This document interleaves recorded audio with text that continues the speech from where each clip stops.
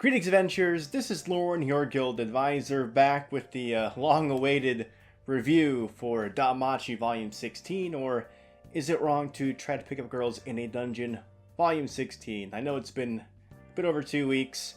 Here I am. There's going to be a video concerning the channel itself later in this week, but for now, let's just focus on Volume 16, even though I don't have the physical copy in my hands still. I don't know what's up with Right Stuff Anime, guys. The website rightstuffanime.com. I don't know what's going on.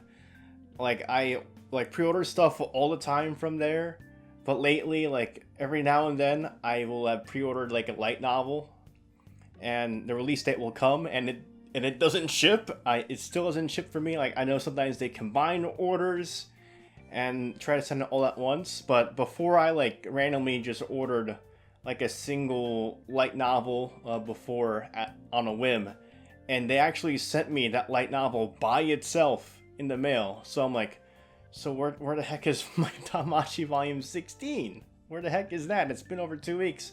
Before, I'm used to them giving me a copy shipping it out early. Volume 14 I got a week early. Rant over there. Just a quick general impressions without spoiling anything, I guess. This is the 16th installment in the DanMachi series. The series is written by the author Fujino Mori, with illustrations done by Suzuhito Yasuda. This was translated by DeLucia, which is interesting because Dale previously did the translations for the Syr and Freya light novels and episode Ryu and Freya. And Polestar translated Volume 15. I think that was the first time Polestar did a translation for a DanMachi light novel. And my assumption is that Dale will just continue doing DanMachi for the rest of the series, including Syr and Freya, because now that we're caught up to Syr and Freya and Familia Chronicle, we're only going to be getting one actual DanMachi release at a time, so there's no need to have multiple translators working on different series because we are caught up.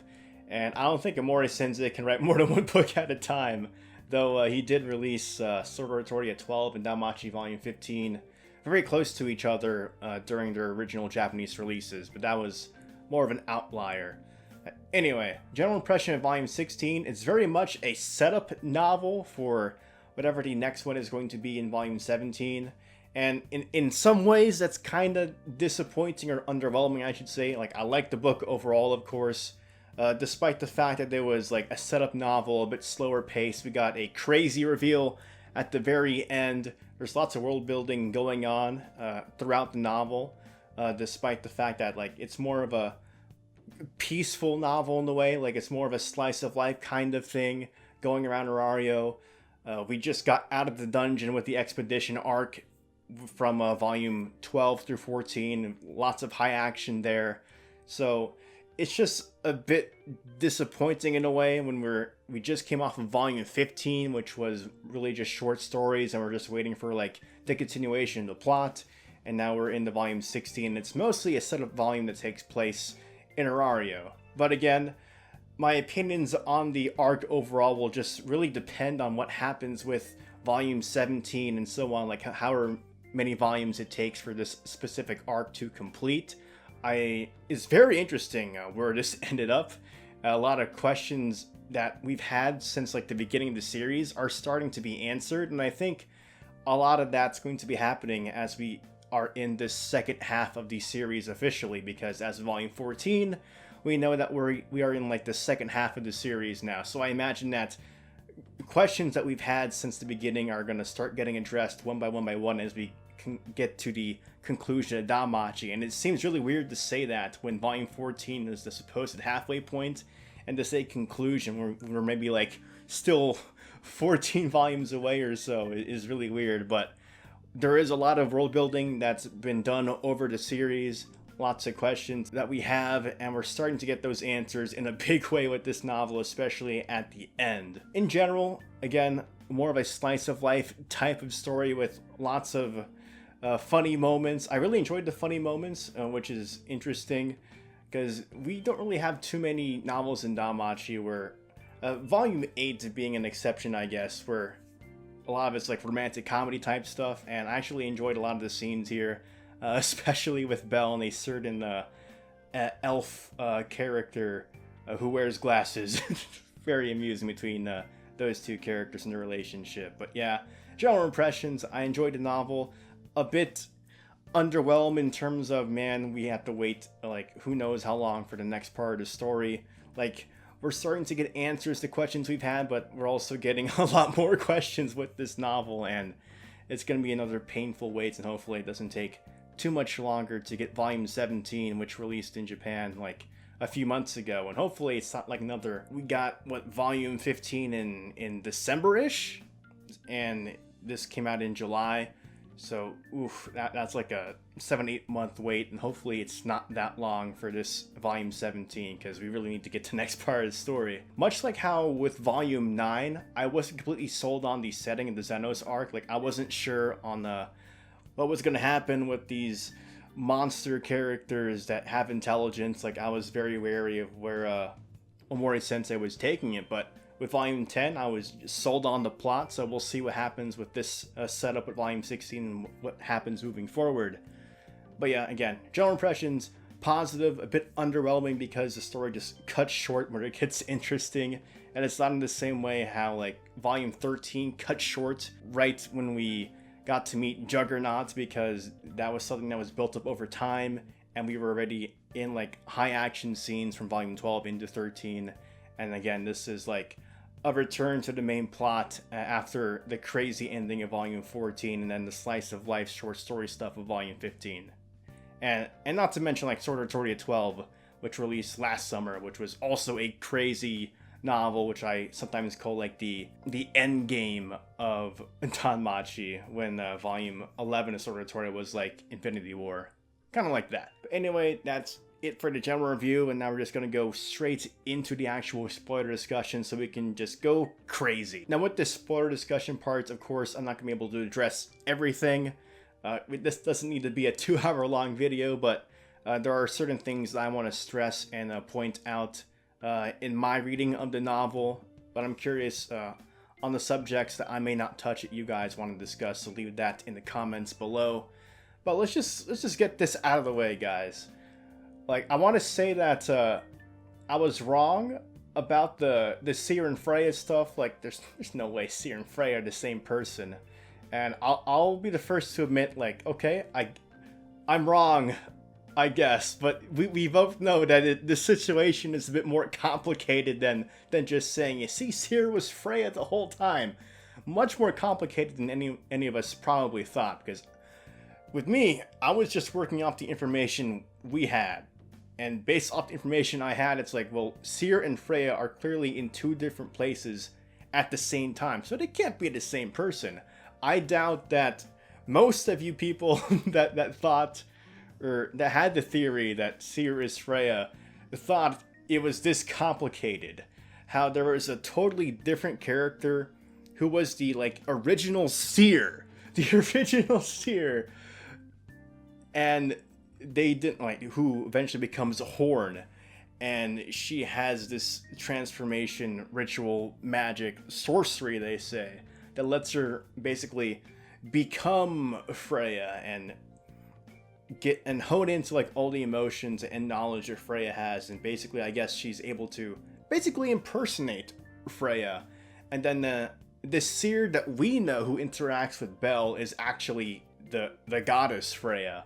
And that blows my mind. And I'll touch into that a bit later on, because that's the reveal at, like, the very end of the novel. But man, I guess I was wrong on the Syr is not Freya thing, but I doubt that anyone who's, like, well, clearly they're the same person, thought it would be this complicated in how they relate to each other. At the beginning of the novel, when we're introduced to Horn for the first time, it's just so weird, because it's like, oh, this person has been an attendant for Freya this whole time, and, like, we've never known about her. This is, like, the first time we've seen Horn at all, and, like, you just knew towards the end of the novel when Belle says, like, this person is not Syr, and I'm like, what? And, like, oh, okay, if it's not Syr, then it has to be this character that Omori-sensei literally just introduced in this novel, and that's exactly what it was. Well, yeah, at the beginning of this novel, we're introduced to Horn. That just, like, cast suspicion all over the place. We have Syr talking to Ryu. It's like, hey, I'm gonna ask Belle on a date. And this, with this whole framework, now that we know that Freya has been acting as Syr this whole time, or has the persona of Syr basically, which is the Syr that's been interacting with Belle and company this whole time. It just raises so many questions. I wanted to do this chronologically, but I had to bring this up. So this is what I mean by, like, we got some answers that we've had, or to questions we've had this whole time since the beginning of DanMachi, but we also got a bunch more questions. Like, okay, so Horn can transform into Freya, and I guess impersonates her, and that's probably who the Freya was in Volume 8 that was outside Arario, giving orders, like being in command of Freya Familia, overlooking the situation against the Kingdom of Rakia. So this Syr that was in Arario, hanging out with Belle, with the kids at the orphanage, that was the actual Freya. And so that gets confusing, like, okay, so Freya just has this Syr persona she uses because she's bored. So she's actually working at the Benevolent Mistress, and she's making friends with Ryu, and that's the other interesting thing. Of course, I gotta bring up Ryu, my favorite character. Freya Syr befriends Ryu, and at some point in the novel, well, we see that Hegni like flat out says, "Oh, we can't like kill Ryu because hands off on that person." Like, okay, so Freya is interested in Ryu in for some reason. And why else would she like save Ryu? Like, it's so interesting, weird. Like, and I guess the person that's been interacting with Anya this entire time is actually Freya. It's so weird thinking about, like, okay, so it makes you want to like read all the scenes that the Syr that we thought we knew was in all of DanMachi, and then just read that and thinking of like, okay, this is actually Freya interacting. Like, it's so weird. I need more answers, Amore Sensei, with this volume 17. Like, when it was Freya Syr like in all these scenes, it's so interesting to me. Okay, so now we can end that tangent and let's just get into like the fun stuff. We have Hiden hanging around with Belle, teaching them how to be like a Chad, basically. It's just really fun, like, comedy stuff here, where Hiden's trying to teach Belle how to be a womanizer, basically. Like, okay, so I'm gonna make a pass parade here, you're gonna save these girls in the dungeon. And, like, for the first time, pretty much, Belle is actually living up to the title of the series. He's picking up girls in the dungeon. And the interesting thing is that Omori Sensei kind of like, it's almost like reads like as like this training montage of Belle and Hiden clowning around as Belle is being taught how to be a gentleman to girls, so he can properly be an escort for Syr Freya during their date later on in the novel. And then we got that extra story at the back of the novel, and I guess that's just there for pacing reasons. Like, maybe that story that we had at the back of the novel with Laurier would have interrupted the overall pacing of volume 16. But that was also a quick little fun story. It's cool that Omori Sensei is like using these minor characters in interesting ways. Like, oh, by the way, Belle picked up Laurier from Hermes Familia during this novel, so Belle just +1 to the harem, I guess. Really, really interesting. And I like how Hiden says, like, it'll be troublesome if we take this any further, because Belle actually is like, okay, sure, Laurier, I'll go out with you for this occasion. And Hiden's like, no. Listen, man, it'll be complicated if you get an elf in love with you. And like, here's me like taking anything that could relate to Ryu to like 10,000 in my brain. Like, okay, so is he saying, because we now that we know that Freya has been Syr this whole time, like at least this Syr has been interacting with Belle and the pub and everything. That means that Freya Familia has been heavily like monitoring everything around Syr, which includes Ryu. So they know about Ryu. And I'm wondering if Hiden like was low key referencing Ryu right there. And and in a novel primarily about Syr and Freya, I can't stop thinking about Ryu, my favorite character, because she does have some unresolved things happening here. Like, ever since the end of volume 14, and then we get a little bit of it in 15, where Ryu is like confused about her feelings, and finally here in volume 16, Ryu is like, okay, I've resolved my feelings right now. I understand that I am in love with this person. I am in love with Belle, so I'm curious to see where that goes. We now know that Belle is actually aware of emotions, and he's not as dense as we might actually think. He's like, okay, this entire time I knew that Syr liked me, and he's been trying to like avoid it this entire time, but we get that pep talk from Wealth at the end of the novel. It's like, you can't run away from this, and Belle's like, okay, yeah, I can't run away from this. So I imagine that moving forward, like I said, now that we're in the second half of the series, it feels like we're continuously getting more answers to stuff, because as the series ends, we need to resolve these things. So I wonder how long it's going to take for the resolution of Ryu's feelings towards Belle. Like, I'm under the impression now that it's not going to be that type of story where like all these characters are in love with Belle, and it takes like till the end of the actual story for us to like get anywhere, because this is the start. Syr being in love with Belle, and it being actually Freya, and then now we're balls to the walls crazy at the end of this novel with Freya saying, okay, I want him, I'm done, I'm done waiting, this is gonna happen. But again, I'm getting ahead of myself. Hiden and Belle, fun interactions in the dungeon, great scene with Cassandra in the dungeon as well with Daphne, and Daphne's just like, what is going on here?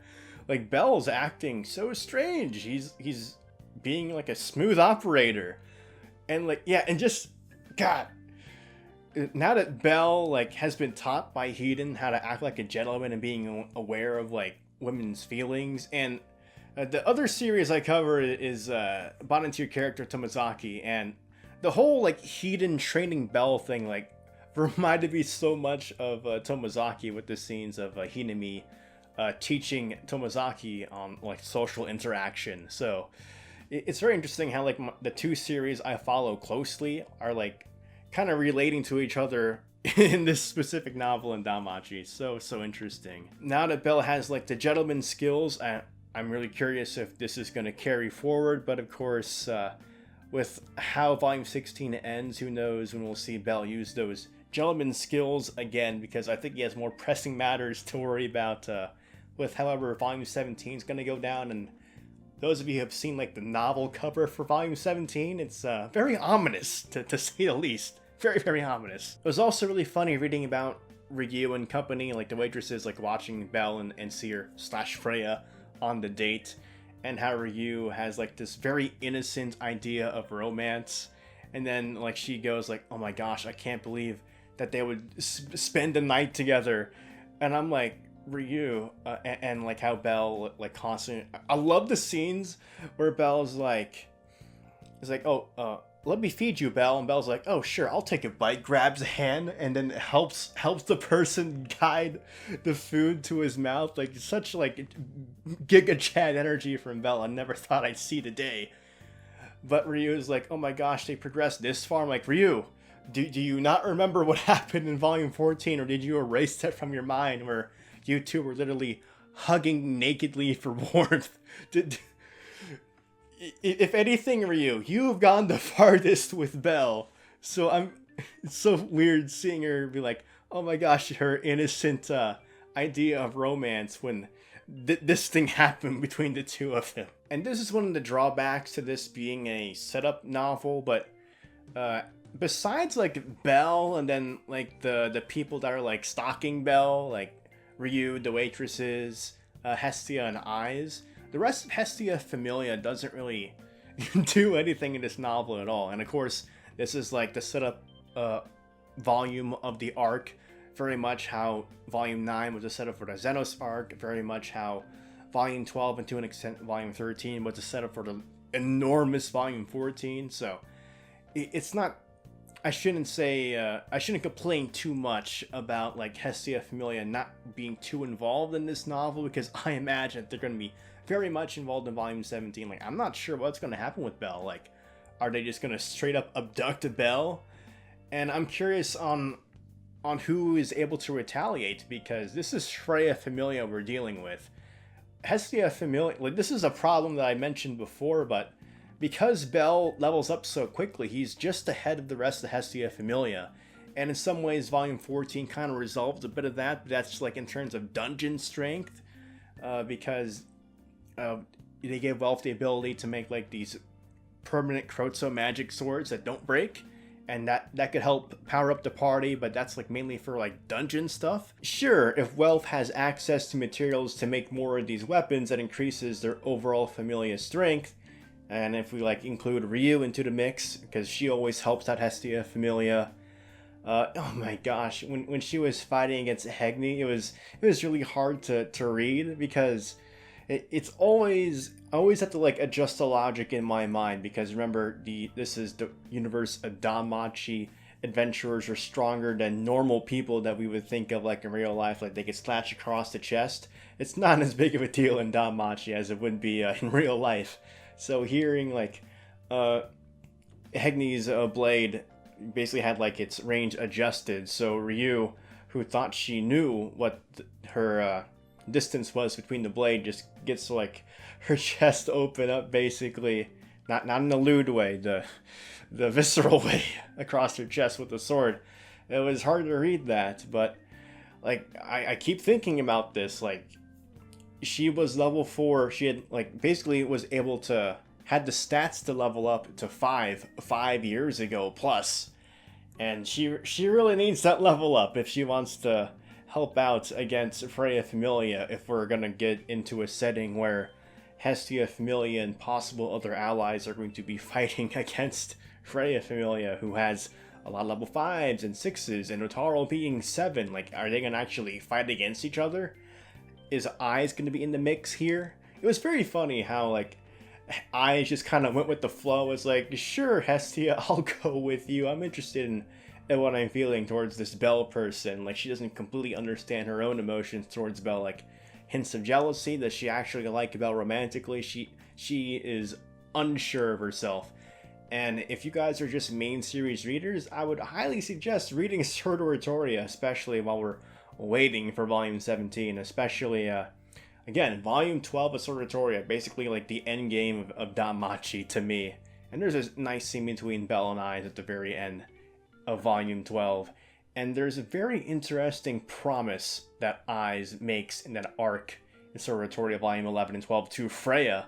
And I'm very curious if Freya is going to use that promise against Eyes in the upcoming novel, because, oh man, that's spicy. Because Belle's gonna need all the help he can get if Freya truly is intent on like just taking Belle, no questions asked.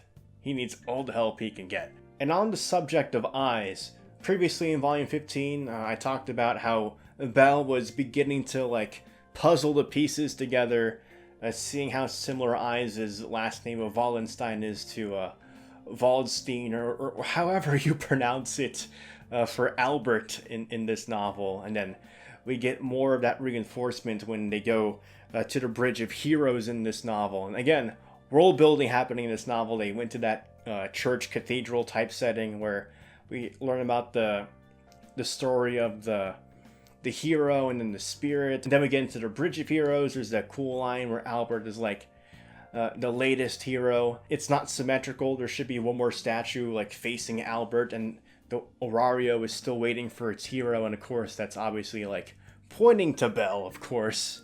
And it's just it's a really cool scene, thinking of that, like Belle standing right there. It's like, and who's the next hero that's gonna be right there? And you think, like, yeah, it's Belle. It's Belle. The interesting thing with the lore and the world building concerning Albert in this novel is that, like, we learned that we already knew that he like helped push back the Black Dragon, actually took out one of the Black Dragon's eyes. That's why it's like now the one-eyed Black Dragon. That also marked like the beginning of the age of deities, where the gods actually started going down into the lower world, which means that, like, wait, does that mean Albert didn't have Falna? They were able to repel back the Black Dragon without that? I guess it gives me more questions. Like, how'd they do this? How'd they accomplish this? How did all these heroes accomplish this without the blessing of the gods? Did the gods coming down somehow like depower the potential of humans?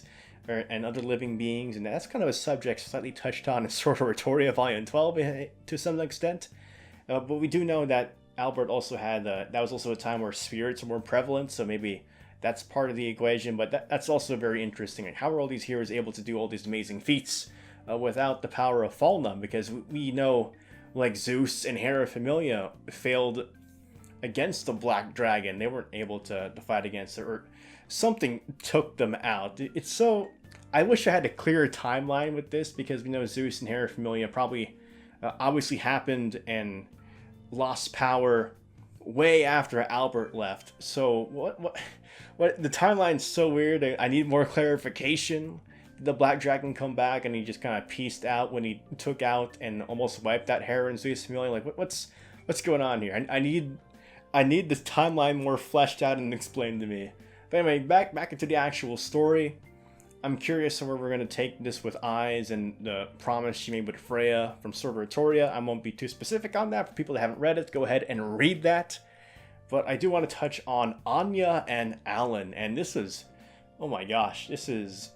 I've always wanted to learn more about their relationship, and we get a bit of that in episode Freya, which at this point, if you have not read like the Familia Chronicles series, episode Ryu and Freya, you absolutely should, especially during this wait for volume 17.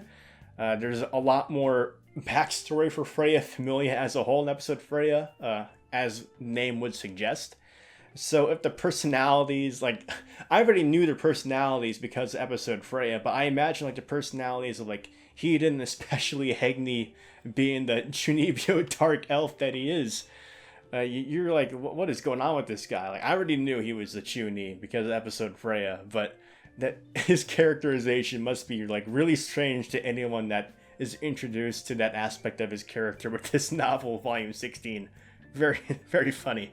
But back to Anya and Alan, like, it was a really tough scene to read with Anya specifically, but also very interesting now that we know that the person that Anya was supposedly protecting wasn't actually, like, I don't think Anya, first of all, we know that Anya isn't the brightest cat in the world.